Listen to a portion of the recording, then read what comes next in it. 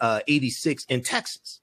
And this co-op grows to about 1.2 million farmers, something like this. It's one of our largest co-ops.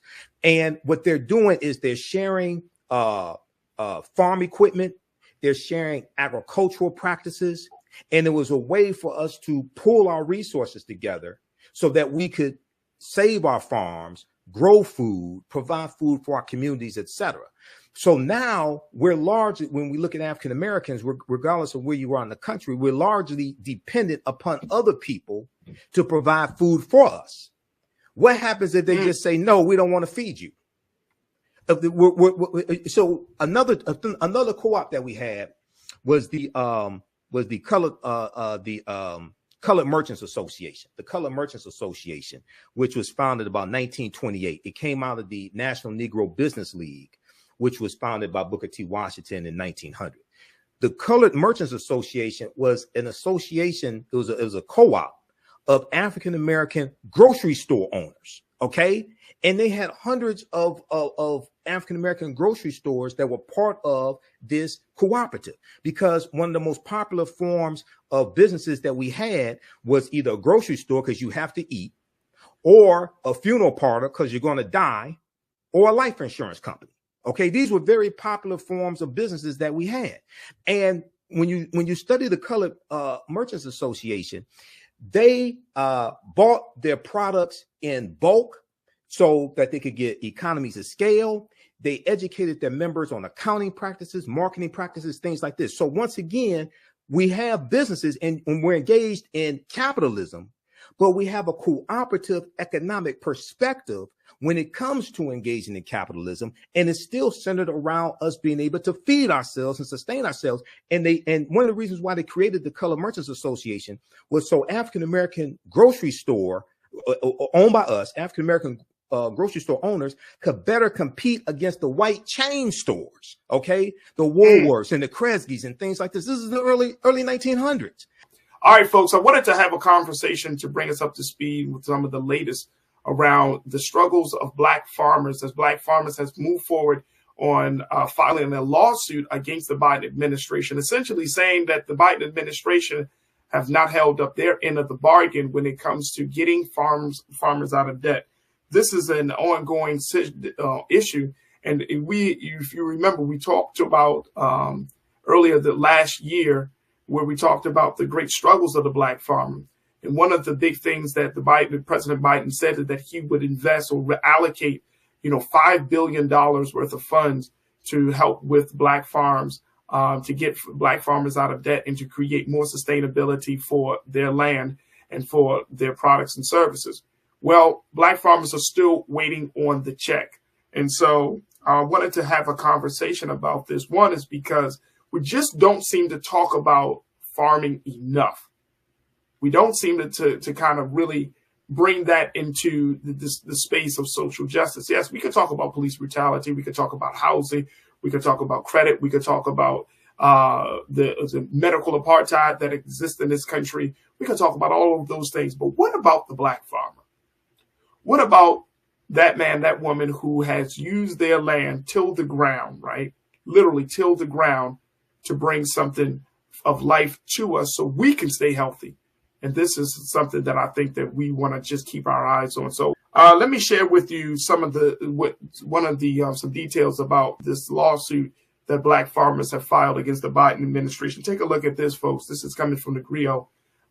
It says that the federal government has illegally broken a promise to pay off the debts of a group of Black farmers, according to a class action lawsuit. The group hopes to put pressure on officials to keep their word and restore funding that was dropped after a group of white farmers filed legal challenges arguing their exclusion was a violation of their constitutional rights. The lawsuit filed in October remains active even as the U.S. Department of Agriculture moves forward with another effort to help farmers in financial distress, in addition to paying farmers who the agency discriminated against. Now, John Boyd Jr., president, let's go to the next quote. The John Boyd Jr., president of the National Black Farmers Association and one of 4 plaintiffs in the lawsuit, said that the new programs don't match the USDA's earlier offer to pay off 120% of the debt of farmers who are socially disadvantaged. According to the lawsuit, this definition applies to more than 6,500 farmers who have, quote, traditionally suffered racial or ethnic prejudice, unquote, and are saddled with federal loan obligations.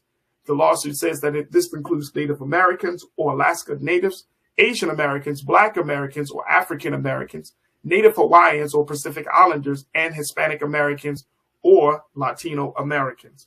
Let me bring my brother in, brother Michael Imhotep, to share with us his thoughts on this situation. And folks, join us in the chat as we have a conversation about the plight of the Black farmers in this lawsuit. Brother Michael, it's always good to have you on, brother. How are you this afternoon? Hey, thanks for having me on, Farajii. Can you hear me? Yep, we can hear you loud and clear. All right, good. Let's talk to me about this latest lawsuit from the Black farmers and where we are with this whole process. I mean, I'm remembering the $5 billion, but according to the Black Farmers Association, the check really still hasn't been cut, and 6,500 farmers are still left out there in the cold, not knowing what to do. Well, what happened is it was $5 billion, not specifically for African American farmers. It was African American farmers, Latino farmers, Native American farmers, and Asian American farmers. Lawsuits were filed by white farmers. Okay, right. And the lawsuits and the payments are tied up in court. A number of white farmers in different states filed lawsuits. So this is going to have to play out in court. Now, when John Boyd in 2022 was on Roland Martin Unfiltered, I've gotten a chance to talk to him a few times on Roland Martin Unfiltered. He said that the Black farmers are going to fight this out in court, to get the $5 billion in debt forgiveness enforced. He said that lawsuit may go on for 2 years or so. Now, this lawsuit that they filed, it looks like it was filed probably about October 2022. I was looking at different articles dealing with this lawsuit. This piece right here that we're looking at is from thegrio.com, right, and picked up by the Grio picked it up from the Associated Press. But it looks like this article is originally from like around early December 2022. So it looks like this is a lawsuit filed by Benjamin Crump on behalf of the Black farmers, and they are complaining about the second type of debt forgiveness that the federal government is trying to do. And this deals with $3.1 billion. Congress provided $3.1 billion that would allow the USDA to be able to work with distressed borrowers to provide help with their farm debts in new and more effective ways to help borrowers as much as possible, stay on land, stay in agriculture, etc. So it looks like Congress and the Biden administration is trying to find another way to help the farmers that won't get blocked in court, that won't get overturned in court. Because you got to remember, see, one of the things that they did is they filed the white farmers filed these lawsuits in courts that are overseen by Trump appointed judges, generally speaking, number one. Okay. Number two, if these lawsuits go to the U.S. Supreme Court, you're dealing with a 6-3 conservative majority in the U.S. Supreme Court. Three of those Supreme Court justices were appointed by Donald Trump. All right. Right. So you're dealing. I mean, hopefully they win in court. I don't know. I don't know. Hopefully they will. But because it is an irrefutable fact, African American farmers have been discriminated by the U.S. Department of Agriculture for the last 100 years. But you can just go back to the year 2020. OK, because in 2020, under the Trump administration, white farmers got almost $26 billion in COVID aid from the Trump administration, whereas African American farmers got 0.1% of that. They got $26 million. This article I'm posting here in the chat, this is from the Washington Post. This is a interview with Tom Vilsack, who is Biden's new Secretary of Agriculture. He was the Secretary of Agriculture under the Obama administration. Now, John Boyd and other African American farmers did not want Tom Vilsack to be Secretary of Agriculture because they had problems with him under the Obama administration.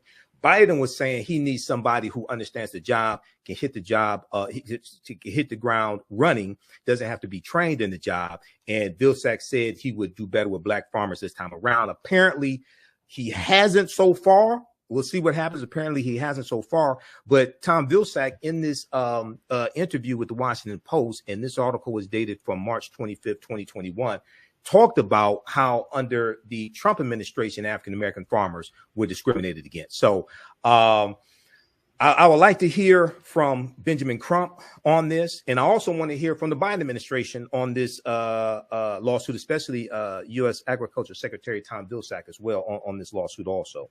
Here's the thing why I brought this up, and I'm glad that you brought some history and some context on this, Brother Michael. The reason I'm bringing this up is because, like I said in my opening statement around this issue, we're just not bringing this into, when we talk social justice, farming is not a part of the conversation, brother.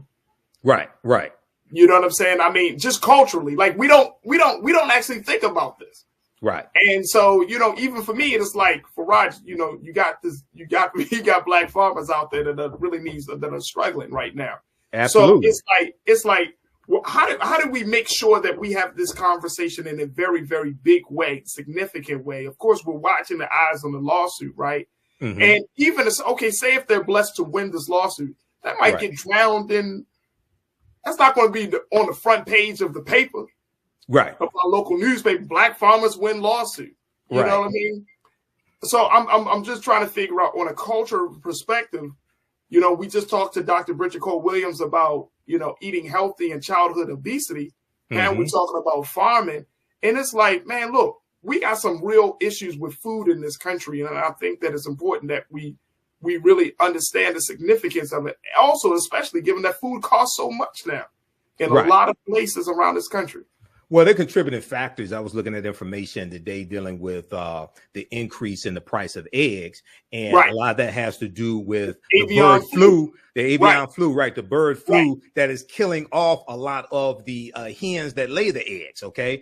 So there's a number of different things here. This ties into history. Number one, we have to understand that African people are the original farmers. We created agriculture. Okay.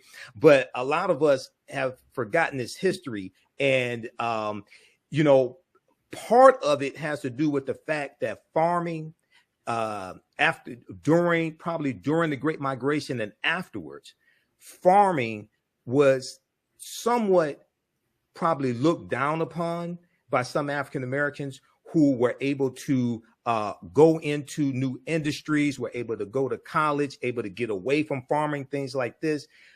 And a lot of that had to do with sharecropping. A lot of that had to do with seeing their parents struggle, maybe when it came to farming and having land taken away, dealing with white supremacy, not dealing with farming from the perspective of you have a federal government that is supporting you and helping you with your farm like it did white farmers. Okay. So when we look at very quickly here, when we look at the Great Migration, starting in 1915, from 1915 to 1970, you have 6 million African Americans migrating from the South up north and out west, going to work in factories. During World War I, 1914 to 1918, you have corporations and factories up north marketing to African Americans in the South to come up north and work in these factories, come get a better way of life, come out of the cotton fields and things like this, because you had white men who were going to fight in World War I, and they left jobs behind. So this created a labor vacuum. So it was a lot of African Americans who moved from the South up north to fill these jobs, get a better way of life, get a better wage. And then we're going to also see this continue after World War I. We see in World War II, and then after World War II, we're going to see this continue. So part of it has to do with not really fully understanding our history, that the foundation of a community is family, but also being able to provide food for yourself. Okay. And we have a deep, rich history in when it comes to agriculture. We have a deep, rich history there. And then also part of that history deals with the co-ops, the cooperative economics. One of the largest co-ops that we had was the black colored farmers union, founded about 1886 in Texas. And this co-op grows to about 1.2 million farmers, something like this. It's one of our largest co-ops. And what they're doing is they're sharing farm equipment. They're sharing agricultural practices. And it was a way for us to pool our resources together so that we could save our farms, grow food, provide food for our communities, etc. So now we're largely, when we look at African Americans, regardless of where you are in the country, we're largely dependent upon other people to provide food for us. What happens if they just say, no, we don't want to feed you? So another co-op that we had was the Colored Merchants Association, the Colored Merchants Association, which was founded about 1928. It came out of the National Negro Business League, which was founded by Booker T. Washington in 1900. The Colored Merchants Association was an association. It was a co-op of African American grocery store owners. Okay, and they had hundreds of African American grocery stores that were part of this cooperative, because one of the most popular forms of businesses that we had was either a grocery store because you have to eat, or a funeral parlor because you're going to die, or a life insurance company. Okay, these were very popular forms of businesses that we had. And when you study the Colored Merchants Association, they bought their products in bulk so that they could get economies of scale. They educated their members on accounting practices, marketing practices, things like this. So once again, we have businesses and we're engaged in capitalism, but we have a cooperative economic perspective when it comes to engaging in capitalism, and it's still centered around us being able to feed ourselves and sustain ourselves. And one of the reasons why they created the Colored Merchants Association was so African American grocery store owned by us, African American grocery store owners, could better compete against the white chain stores, okay, the Woolworths and the Kresge's and things like this. This is the early 1900s. Right. So a lot of these ways that we fought back against white supremacy, we've gotten away from, and these are things that we have to sankofa. We have to reach back to go forward, or fetch back to go forward, to understand how we were able to deal with these problems in the past to meet the needs of the community in the present and the future. You dropped a word right there now, brother. You dropped a word. I'm serious. You dropped a word, because now what it makes me think about is, my grandmother, who came from the Eastern Shore of Maryland, right? You know what I mean? She came up under that. And, may God be pleased with her. You know what I mean? She was 90 years old. Brother Michael, she was like a buck with chains in the pocket. You know what I'm saying? Small framed woman. But she ate well. Right. She ate well. And her skin was glowing. And she often talked about the importance of that level of going back to the ground, getting fresh fruits and vegetables. And it's something, because I think now more than ever, we're starting to see the importance of it. Right. Not just in the childhood obesity situation, but just even with us as adults. Look, COVID showed a lot, because it opened up the door to show that we're not as healthy as we think we are. Some of us, not all of us, but some of us are not as healthy as we think we are. Right. We are all vulnerable to some sort of medical condition. Absolutely. Whether you eat meat, whether you're vegan, whether you're vegetarian, pescatarian, like the way we're eating, the foods that we're eating in this country, I mean, big food, big food is a major lobby, has a major lobby, and big food has major stake in this government, and how the government, the FDA, the USDA, all of these institutions. You like I asked Dr. Bridget Cole-Williams, who's bringing the fire to these institutions? Right. Because you can't tell the people, hey, y'all need to eat better. Y'all need to watch your sugar intake, your salt intake. You can't tell black folks, y'all have high diarrhea, not diarrhea, diabetes. Y'all have all other issues. But then you're not going after the institutions that produce the food, that manage the food, and that essentially sets the guidelines on what is acceptable and what's unacceptable. Right. So you're dealing like with food deserts and things like this. Brother, you can't do it. How you going to talk about good, healthy food if a person is living 3 miles away from their closest grocery store?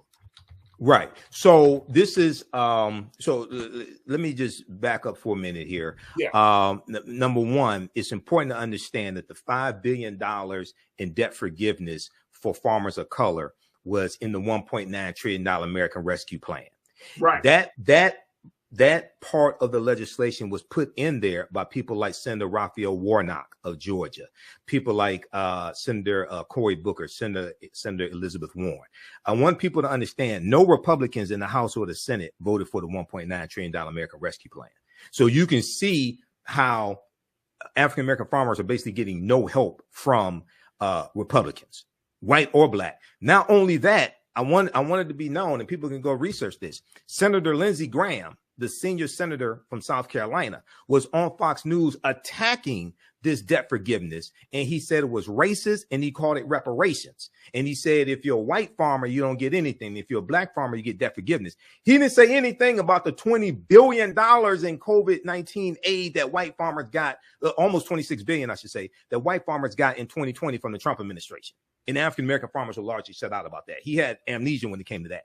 Then also the junior senator from South Carolina, Senator Tim Scott, the Black Tea Party Republican, Senator Tim Scott, he has attacked the debt forgiveness as well, okay, right, for farmers. And John Boyd on Roland Martin Unfiltered said that Senator Tim Scott is doing nothing for the 6,000 black farmers in South Carolina. Okay, now, if we look at, there was a good article from face-to-faceafrica.com that I shared on the African History Network Facebook fan page. This deals with a black grocery store chain that I never heard of, by the way. It's called Yellow Banana, and they own 38 stores across the country. Okay. Really? This is I just posted the link here. Okay. And they've secured $13.5 million to expand. All right. We have to, if it doesn't already exist, there has to be a link. There has to be a infrastructure of where a black grocery store chain like Yellow Banana and any other black grocery store chains out there can build this pipeline to get products and to get produce and any other products from black farmers into these grocery stores to get it into the African-American community. If we can't feed ourselves, I don't know what else we can do. Okay. I mean, that's just basic. Okay. Professor James Small talks about food, clothing, shelter, and safety. These are basic things that African Americans need: food, clothing, shelter, and safety. So you have groups like D-Town Farms here in Detroit and the Black Food Security Network, which is a cooperative, and I'm a member of the cooperative as well. So shout out to them. They're building a cooperative grocery store here in Detroit. Is going to be the cooperative economics, the co-ops that I think really save us. And people like, shout out to Malikia Kinney and everybody at D-Town Farms, but people like Dr. Jessica Gordon-Nemhard, who is probably one of the top authorities on the history of the co-ops. She's been educating a lot of African Americans over the past few years. She wrote a book called Collective Courage, which deals with the history of African-American co-ops and the different types of co-ops and benevolent societies we've had, from the Free African Society in 1787 to Color Merchants Association, different things like this. But it's going to have to go back and study that history and understand, how did we deal with these problems in the past when we're dealing with white domestic terrorism, when we're dealing with segregation, etc. But one of getting this information out about the lawsuit from the black farmers is why African-American owned media is so important, and responsible African-American owned media, because a lot of people don't know that this is taking place. Absolutely. And the other thing is that the Congressional Black Caucus has been at the forefront in trying to get aid for black farmers also. See, that gets left out of the narrative as well. Okay. So all this is extremely important. Absolutely. Look, we got to take a quick pause. When we come forward, folks, let's have a few more minutes talking about the plight of the black farmer here in America. All right, folks, welcome back. We wanted to continue to have this conversation about the struggle of the black farmer, about how black farmers are suing the Biden administration to get some aid for the work that they're doing, or the work that that continues to be neglected. And I just wanted to have a conversation about this whole situation. And so we've been checking in with Brother Michael Imhotep, who is the host of the African History Network podcast show. And also you can check him out on the AfricanHistoryNetwork.com. I want to get some comments from our online culture crew here, Brother Michael, as we talk about farming. I think everybody is in agreement. Food is life. This is the important issue. Right. But going back to that general point that you just made, that one is that we are not having these conversations. If it wasn't for Black media, I don't know if these conversations would even really be discussed. Right. So that's why it's important for us to have this space. And then two, the reality is that Black farmers are struggling and can contribute a whole lot to the hunger issue here in America. Yes. And we don't, Black farmers just don't have to farm for Black people. They can farm for white people, Latino people. They can farm for everybody. Right. And if we look at the hunger issue in this country, brother, I've done work with food pantries in Baltimore. And when I see the food pantries, when you see the quality of food coming into some of these pantries, and people are just giving their donations, but the cans look dented, the food looks old, it's the quality. I mean, the food pantries accept it, but it's not up to par. You know what I mean? Right. It's not up to code of what you would normally see in the grocery store, what you would want to buy. So when we look at the hunger issue, it's crazy that 6,500 Black farmers are in a situation where they're waiting on aid and to try to get some level of debt relief from the situation. Let me go to Taylor Taylor. Hi, Taylor, you posted, said, hi, the African-American farmers wanted Marcia Fudge. She's over there making changes in HUD. I see why.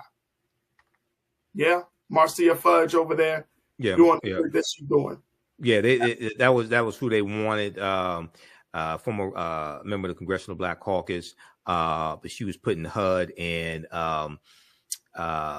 Biden said that he needed somebody in the Department of Agriculture that knew that job already. Vilsack was the former Secretary of Agriculture under the Biden administration, as I said before. John Boyd and the Black farmers had problems with Vilsack under the Obama administration, had problems with them then. And Vilsack said he would do better this time, at least on this. I don't know about on the other issues than with Black farmers, but at least on this issue here, he has not so far, at least. So hopefully they're successful with their lawsuit. I really want to hear from Benjamin Crump, John Boyd, but also the response from the Biden administration. I haven't seen what the response from the Biden administration is regarding this lawsuit. Absolutely. Conscious Thought, my guy, you checked in and said, point to ponder. If we had Black farmers growing food in the U.S., then we would not have to depend so much on countries outside of the U.S. for certain grains to supply the needs in U.S. So we know that America is a major wheat distributor. Russia is a major wheat distributor. We've had conversations, Brother Michael, talking about the wheat crisis that hit the continent of Africa, and how the Russia-Ukrainian war has affected the food distribution and the food supply in Africa. Mm-hmm. So to Conscious Thought's point of having the Black farmers as a way to bring that in, so we don't rely on that. What do you make of that? What do you take from that? Conscious Thought well, you would need more Black farmers growing wheat and things like this to be able to really supply the nation, if we just look at the U.S., in to the level that it needs to be. There's about 45,000 or so African-American farmers, and it's declining. All of them don't grow wheat.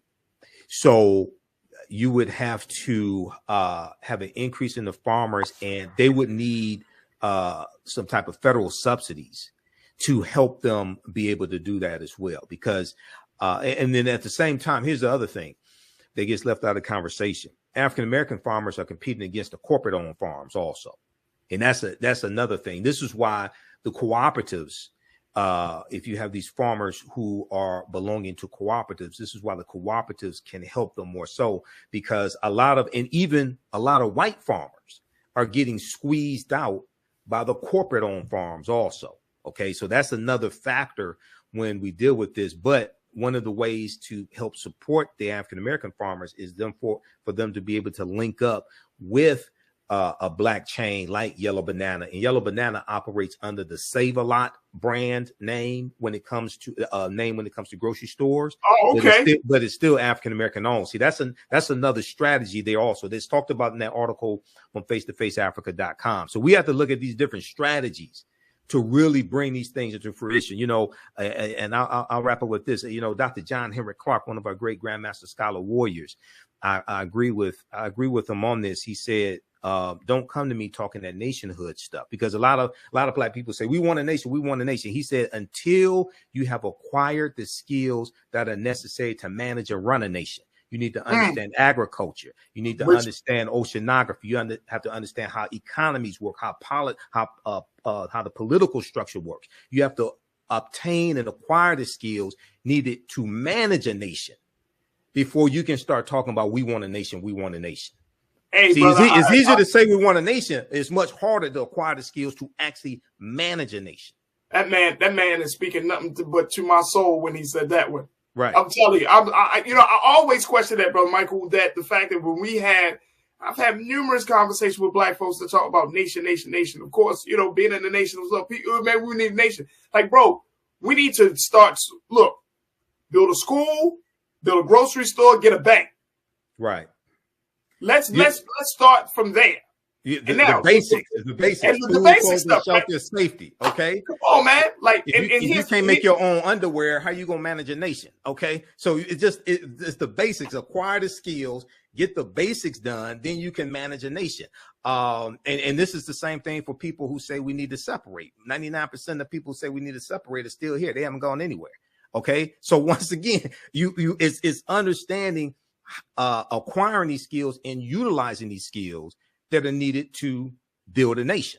All right. So it's much more than just a saying or a hashtag or something like that. No, it's hard work. It's a lot more.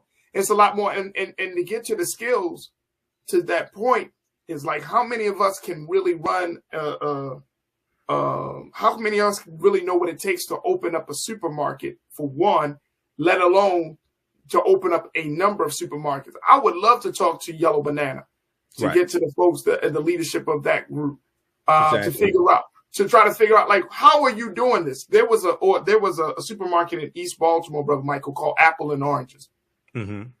And they were maybe about 10 blocks or so away from Johns Hopkins Hospital, in a part of East Baltimore that was legitimately a food desert. Right. And unfortunately, they closed down. Black owned, closed down, and people were like, well, what happened to it? Brother, I will tell you, and I've gone to it. Every time I drove past it, because it was right on the North Avenue, right on a major road in Baltimore City. Every time I drove past it, 1 or 2 cars in the parking lot. Right. Right. In a predominantly, this neighborhood was black. You know what I'm saying? Right. So, black. It's a couple things here. See, and here's the part. The part is, for us as a people, we have to be kind of reconditioned on how to take action on every step. Okay, we need to recondition to own something. Okay, cool. We need to recondition on how we market it. Okay, cool. We need to recondition on how we engage with it. Like, we gotta, and I'm saying that's how bad our situation is in terms of our mental, the mental condition that we find ourselves. That we actually have to tell black people, if you have a black store, go to it. Now, are the prices going to be the same? No. Mm-hmm. You can't compare one supermarket to Target, Walmart. Right. who has economies of scale and have hundreds of locations. Kroger's and Costco. Right. And it's like, and people are like, man, I can get a case of water from from Ralph's for $4 or $5, man, and go to the black man, his joint like $8, $9. Mm-hmm. Okay, because they don't have the quantity. They don't have the volume. Right. So with that, we have to have a total reprogramming of African Americans. This is why African history and culture are so important. They give us our VIPs, our values, our interests, and our principles. They influence our psychology, which influence our actions and behaviors and our results. And they also influence how we engage in economics. So a lot of people say we need more businesses. We need more businesses, but they don't talk about the need to support African American owned businesses so they can stay in business. Okay.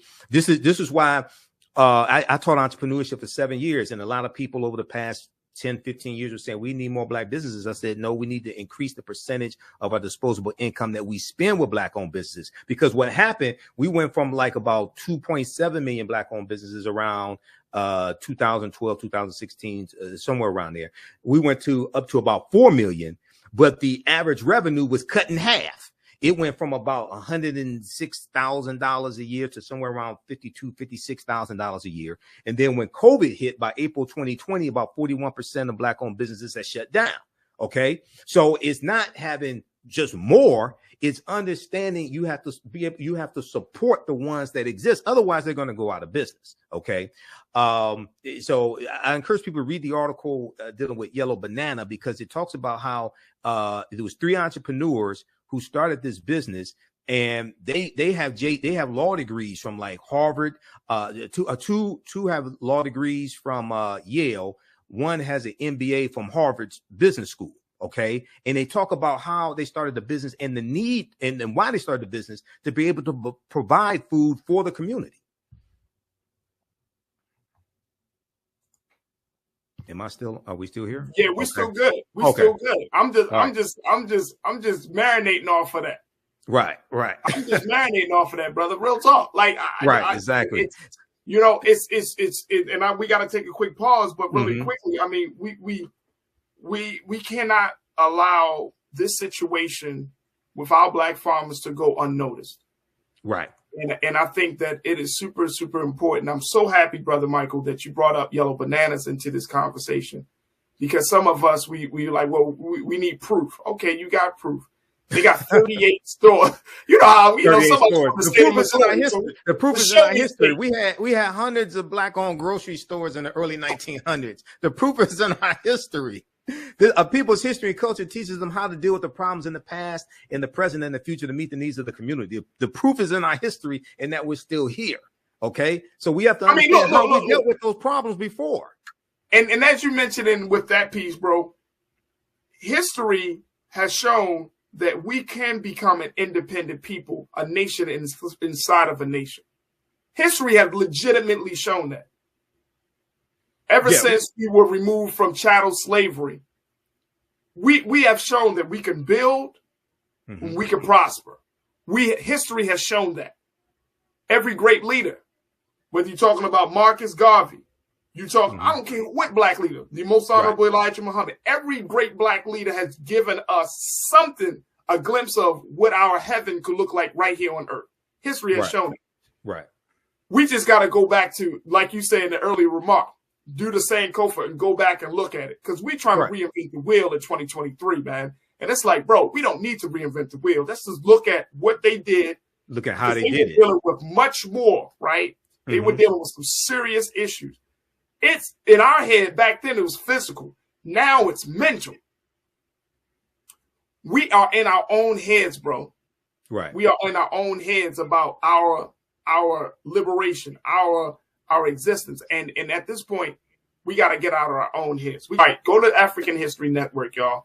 Check out AfricanHistoryNetwork.com. Yeah, because tonight's class, 7 p.m. is going to be a free class. And Saturday's class, 2 p.m. is going to be a free class. We have the link there to register for those sessions. Tuesday, January 10th. Saturday, January 14th, we're going to have free sessions, so you can join us for the class. Visit theAfricanHistoryNetwork.com. There it is. Brother Michael Imhotep, always a pleasure to have you on, brother. Look forward to reconnecting next week. Thank you. Be sure to register for the online history classes that I teach on Saturdays and Tuesdays. On Saturdays, I teach ancient Kemet, the Moors, and the Ma'afa. Understanding the Transatlantic Slave Trade, what they didn't teach you in school. This is a 12-week online class, and we deal with thousands of years of history and what leads up to the transatlantic slave trade taking place. So if you go to our website, theafricanhistorynetwork.com, theafricanhistorynetwork.com, and scroll down the homepage, you'll see information about our Sunday night radio show. I'm on Sundays, 9 p.m. to 11 p.m. Eastern Standard Time, on 9:10 a.m. the Superstation WFDF, and our Facebook fan page and our YouTube channel as well. And you scroll down, we have the bundle pack for our online classes. There are 2 classes that I teach on Saturdays, 2 p.m. to 4 p.m. Eastern Standard Time. Ancient Kemet, the Moors, and the Ma'afa, understanding the transatlantic slave trade, what they didn't teach you in school. We teach this on Saturdays, 2 p.m. to 4 p.m. Eastern Standard Time. Our next class is Saturday, January 7th, 2023. And we deal with thousands of years of history and what leads up to the transatlantic slave trade taking place. And we also deal with the 800-year occupation of Europe by the Africans known as the Moors. So this class is on sale $60, regularly $130. We do the sessions live. All the sessions are archived and recorded. You can go back and watch them anytime. And you can also use this information with your children as well. I would say the content is PG-13. PowerPoint presentation, we have book references, articles, video clips. You'll never see history the same way. And just click right here to register here, and then click on the enroll button. And as soon as you class, you can start watching the content. Okay. So you can watch the previous classes and get caught up and join us in the next class. And then Tuesdays, I teach from the Civil War to the Civil Rights Movement and Black Power. And we deal with history from basically 1800 through 1968, 1970. And this class is the same format. And we teach this Tuesdays, 7 p.m. to 9 p.m. Eastern Standard Time. You don't have to stay for the whole class. If you missed the class, that's fine. You can go back and watch it anytime. So we do the sessions live. All the sessions are archived and recorded. You can go back and watch the class a year from now, 2 years from now. You'll still have full access to the class. This class is regularly $130. It's on sale $60.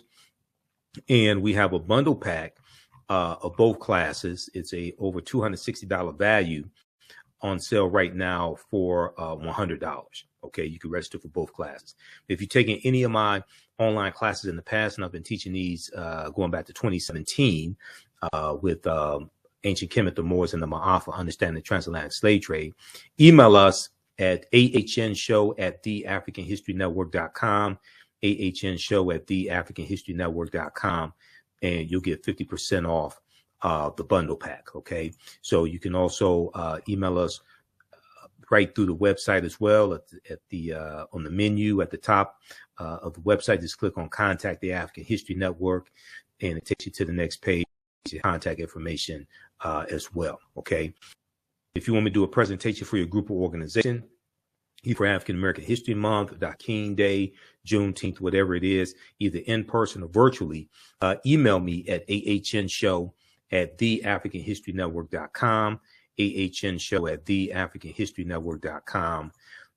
You can also give us a call at 313-462-0003, 313-462-0003.